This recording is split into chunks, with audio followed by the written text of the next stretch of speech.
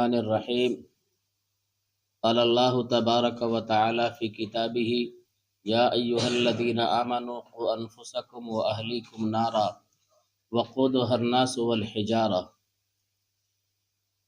محترم سامعین، مدرسہ کے ذمہ داران حضرات اور عزیز طلبہ، آپ سبوں کے لیے سال بھر جو آپ نے حاصل کیا ہے اس کے نتیجے کا وقت ہے۔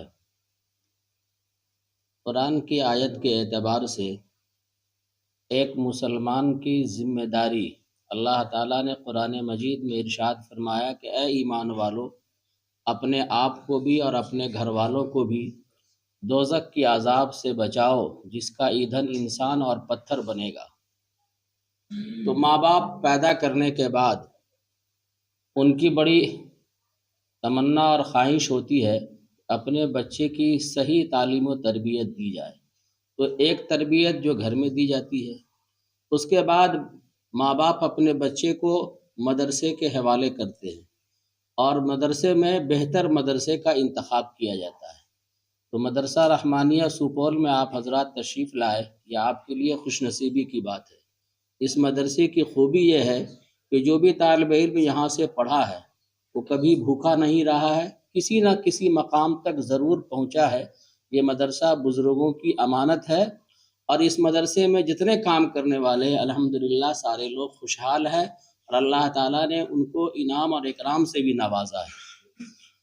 تو مدرسے کے اندر آپ کی تعلیم اور تربیت کی گئی اور جتنے شعبے مدرسے میں ہیں، حفظ کا ہو، عربی کا ہو، ان تمام شعبوں میں دارالحکمت کا شعبہ ایک الگ نمایاں مقام رکھتا ہے۔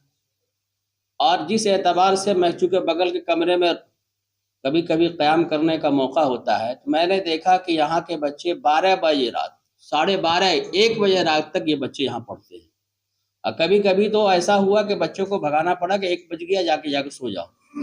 تو یہ محنت اس دارالحکمت کے بچوں کی لگن اور فکر دیکھ کر اندر سے خوشی ہوئی۔ آپ بچے جہاں آئے تھے اور اس کلاس میں جتنے بچے دیے گئے تھے تقریباً حفظ میں سارے لوگوں نے اپنے یہاں سے کمزور بچوں کو نکال کر اس دارالحکمت میں دیا تھا، چھانٹ کے، جس کو کہتے ہیں چھٹا ہوا بچہ۔ لیکن مولانا غفران صاحب نے، مولانا کوثر جمیلی صاحب نے، مولانا مطیع الرحمان صاحب نے ان تمام بچوں پر محنت کی اور بنیاد سے لے کر اس بچے کو کھڑا کیا۔ الحمدللہ وہ بچہ عربی بھی بول رہا ہے، انگلش بھی بول رہا ہے، اردو لکھ بھی رہا ہے، اردو پڑھ بھی رہا ہے، اور ہم نے دیکھا ہے کہ نماز پڑھنے میں بھی یہ دارالحکمت کے بچے پہلی صف میں وہ نماز پڑھتے ہیں۔ آپ کی تربیت بھی کی گئی، آپ کی تعلیم کا بہتر انتظام بھی کیا گیا۔